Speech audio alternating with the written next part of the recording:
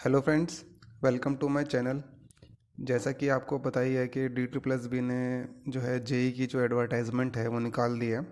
एई की भी सिविल के लिए और इलेक्ट्रिकल दोनों के लिए जो है अपनी एडवर्टाइजमेंट जल्दी निकाल देगी। आप देख सकते हैं ये इनका टेंटेटिव कैलेंडर है जिसके अंदर उन्होंने जेई सिविल की जो वैकेंसी थी एडवर्टाइज़ कर दी थी 1 जनवरी को ही, उससे पहले ही कर दी एक्चुअल में। और जल्दी ही वो जेई इलेक्ट्रिकल जेई सिविल दोनों की कर चुकी है, तो ए सिविल ए इलेक्ट्रिकल की भी वो जल्दी ही कर देगी। इनका टेंटेटिव टेंटेटिव अगर आप कैलेंडर अगर आप देखोगे तो जल्दी ही डी ट्रिपल एस भी जो है ए की भी वैकेंसी एडवर्टाइज़ कर ही देगी। हालांकि लेकिन अभी दिल्ली जल बोर्ड का जो एग्ज़ाम होना है वह भी एग्ज़ाम होना बाकी है, तो शायद जल्दी ही वो एग्ज़ाम भी टीयर 2 का कंडक्ट हो जाएगा। तो टीयर 2 का जैसे एग्ज़ाम कंडक्ट हो जाता है तो मैं थोड़ा उसके रिगार्डिंग अपना एक एक्सपीरियंस शेयर करना चाहूँगा। मैंने एई सिविल का भी एग्ज़ाम दिया था, एई सिविल एमसीडी जो 2019 में जो वैकेंसी निकली थी उसका भी एग्ज़ाम मैंने दिया था। हालांकि उसमें फाइनल उसमें सिलेक्शन नहीं हुआ। तो एक बार थोड़ा उससे रिलेटेड मैं आपको कुछ चीज़ बताता हूँ। टीयर 2 का एग्ज़ाम कैसा हो सकता है दिल्ली जल बोर्ड वालों का। दूसरा कि जेई सिविल के लिए आपको कैसे पढ़ना चाहिए, जेई सिविल के लिए अगर आप पढ़ो तो कैसे पढ़ो, कट ऑफ कितनी लगभग जा सकती है, उसका थोड़ा सा मैं आपको आइडिया दे दूंगा। तो सबसे पहले मैं आपको एक चीज़ दिखाता हूँ जो कि मेरा फाइनल रिज़ल्ट था। अगर मैं जेई से स्टार्ट करूँ 2013 में जो वैकेंसी निकली थी उसका टीयर 1 का जो एग्ज़ाम हुआ था 2015 में हुआ था।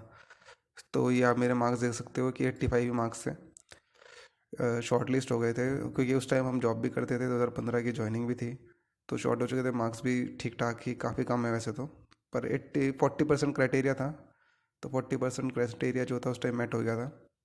फिर ये टीयर 1 के बाद टीयर 2 का एग्ज़ाम हुआ था, उसमें 95.25 थे, तो फाइनल सिलेक्शन इसमें हो चुका था। एमसीडी जो डिपार्टमेंट था जिसका पोस्ट कोड 66/13 था, तो एमसीडी डिपार्टमेंट पे अलॉट हो गया था। तो कट ऑफ उस टाइम पे ज़्यादा नहीं थी और हमारे पास जो है प्रीवियस ईयर के पेपर भी नहीं थे, तो ये हमारे लिए दोनों पेपर जो थे नए थे। सेकंड उसके बाद मैंने जो ए एम सी डी का जो एग्ज़ाम दिया था, मैं आपको उसके मार्क्स दिखा देता हूँ अपने। ये फर्स्ट ईयर के हैं, 102.28। ठीक है, 102 नंबर थे। और अगर आप टीयर 1 की कट ऑफ देखोगे तो ये है ए सिविल एम सी डी के लिए। ओबीसी की कट ऑफ थी 93.65, जनरल की कट ऑफ थी 121.57। तो ओबीसी की कट ऑफ काफ़ी कम गई थी, 93 काफ़ी कम है। अगर आप जनरल के कंपैरिजन में करोगे, या फिर एस टी की कट ऑफ भी हालांकि हाई गई है, लेकिन ओबीसी की कट ऑफ कम रहती है। टीयर 1 में तो कम रहेगी, लेकिन जो टीयर 2 में कट ऑफ गई थी, अगर आपको मैं अपना टीयर 2 के मार्क्स दिखा दूँ, टीयर 2 के मार्क्स मेरे थे 125.25। ठीक है, हालांकि पेपर जो था, अब मैं आपको इसके पेपर के रिगार्डिंग चीज़ बताता हूँ। पेपर के अंदर जो क्वेश्चंस आए थे उस टाइम पे पैटर्न था एक एस्से और एक जो है एक लेटर लिखना होता है, एक एस्से लिखना होता है।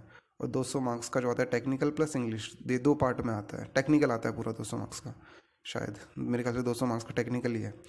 तो 200 मार्क्स में से आप मान के चलो कि बहुत ही कम क्वेश्चंस आते थे, उल्टे सीधे क्वेश्चन पूछ रखे थे, मतलब जिनका ना कोई सिर ना पैर, कुछ नहीं। आधा घंटे का टाइम मिला था जो हमें सब्जेक्टिव भी लिखना था।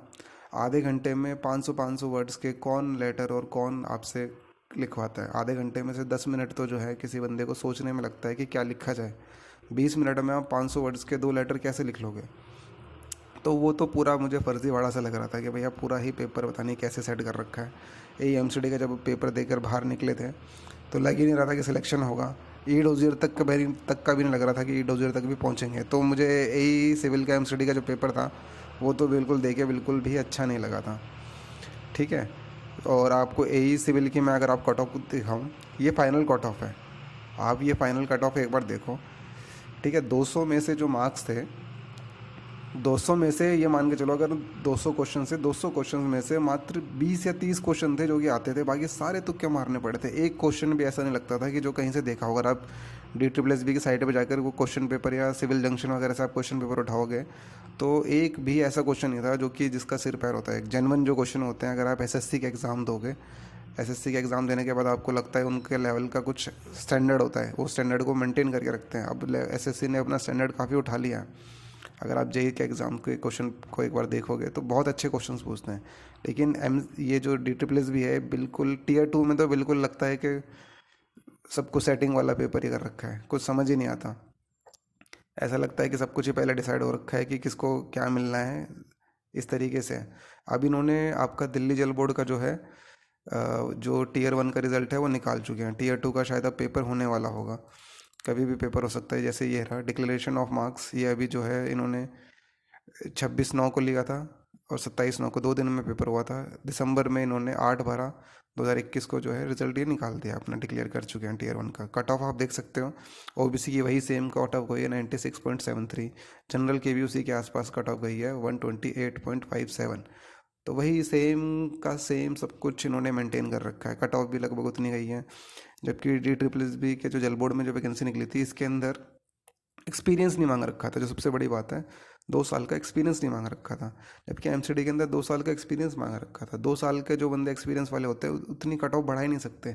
तो एक वो बहुत डाउटफुल सी चीज़ लगी थी मुझे।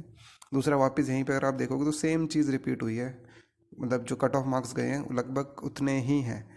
तो मुझे जो लगता है कि दिल्ली जल बोर्ड की कट ऑफ जो जाएगी ए सिविल की, वो भी अप्रॉक्सीमेट जनरल की भी 140 के अराउंड जाएगी, मैक्सिमम हुआ तो 150 तक के अराउंड जाएगी।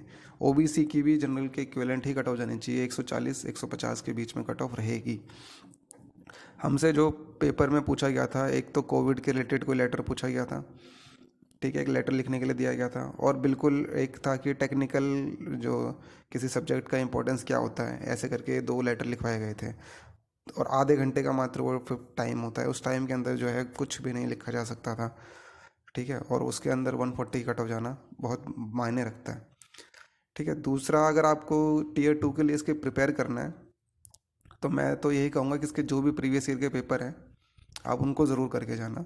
चाहे वो एमसीडी का पेपर हो, सबसे तो ज़रूरी है कि जल बोर्ड के लिए जो एमसीडी का जो पेपर हुआ था उसको आप अच्छे से करके जाना। अगर आप उस क्वेश्चन पेपर को देखोगे तो आपको खुद ब खुद पता चल जाएगा कि क्या क्वेश्चन पेपर बना रखा है। कोई अगर पढ़ के भी जाता, चाहे आईएएस लेवल वाला बंदा भी होता, अगर उस पेपर को लेके बैठता तो वो भी नहीं कर पाता उसको इतना। तुक्के तो मारने ही पड़ते उसको। तो क्वेश्चन पेपर को देखकर आप देख लेना, कोशिश पूरी करना। मेरे ख्याल से 1/4 नेगेटिव है, तो 1/4 नेगेटिव के अंदर तो आपको कोई दिक्कत नहीं होनी चाहिए। मैंने खुद मारे थे तुक्के, तो 125 नंबर आ गए थे। कुछ हद तक क्वेश्चंस आते थे, कुछ हद तक, लेकिन कुछ ऐसे क्वेश्चन थे जो कि बिल्कुल भी नहीं आते थे, ठीक है। अब बात करते हैं जेई के लिए। जेई के तो काफ़ी पेपर अवेलेबल हैं, ठीक है। जेई में जो है इस बार उन्होंने सबसे जो अच्छा काम करा है, जेई सिविल के अंदर ये काम करा है कि तीनों नॉर्थ ईस्ट और साउथ तीनों एमसीडी अलग कर दिए हैं। पहले जो फर्जीवाड़ा करते थे वो सब हट चुका है, कि किसी को भी रैंडमली अलॉट कर दिया एमसीडी, साउथ कर दिया, किसी को ईस्ट कर दिया। अब सब अपनी प्रेफरेंस भर सकते हैं, ठीक है। एई के अंदर जो सिविल के अंदर ऐसा नहीं होगा शायद, क्या पता पहले से ही मेंशन करके रखे हैं या फिर करना चाहिए नहीं इस बार भी मेंशन। अगर आप इनका देखें, कट ऑफ देखें, फाइनल कट ऑफ, सिलेक्शन का कट ऑफ, तो ये है, मैं आपको कट ऑफ दिखा रहा हूँ। जूनियर इंजीनियर सिविल एमसीडी की जो final cut off, final selection cut off गई थी, वो 125 नंबर थी। तो टीयर 1 के अंदर जो कट ऑफ है वो थोड़ी हाई जाती है। आप टीयर 1 के लिए तो कट ऑफ को हाई मानकर चलें कि कट ऑफ हाई जाएगी, 125-30 के आसपास चली जाएगी। और ये जो है, इस कट ऑफ को क्लियर करने के लिए एटलीस्ट आपको प्रीवियस इसके जितने भी एग्ज़ाम्स पेपर हैं वो सॉल्व करने ही पड़ेंगे। टीयर 1 के अंदर जो है, जो जेई वाले हैं उसके अंदर तो 2 पार्ट हैं, 100 पार्ट टेक्निकल का है और 100 ही part GK, reasoning, English, Hindi, इन सब का है। तो इन सब को भी आपको इक्वली वेटेज देना पड़ेगा अगर आपको इतने मार्क्स स्कोर करने हैं। 125 के अंदर का मतलब है कि अगर आप 70-50 का भी रेशो लेके चले तो 70 नंबर तो आपको टेक्निकल में स्कोर करने पड़ेंगे और 50-55 नंबर आपको नॉन टेक में स्कोर करने पड़ेंगे, तब जाके आपका सिलेक्शन हो सकता है टीयर 1 के अंदर, ठीक है। तो टीयर 1 में 100 में से 70 टेक्निकल में करने का मतलब है कि रेशो आपको परसेंटेज काफ़ी हाई रखना पड़ेगा, ठीक है। तो ये मेरी स्टोरी है कि मैंने ए सिविल का जो पेपर दिया था वो कैसा था, कैसा रहा था मेरे लिए। बाकी आप अपने अकॉर्डिंग प्रिपेयर कर सकते हैं। बाकी एग्ज़ाम्स को भी फोकस में रखें, सिर्फ इसको फोकस में ना रख के चलें। जैसे यूपीपीएससी का भी पेपर अभी होने वाला है, तो अगर आप उसको भी फोकस में लेके चले तो इनको आराम से क्लियर कर सकते हो। वीडियो अगर आपको अच्छा लगा हो तो वीडियो को लाइक ज़रूर करना, चैनल को सब्सक्राइब भी ज़रूर करना। Thank you very much.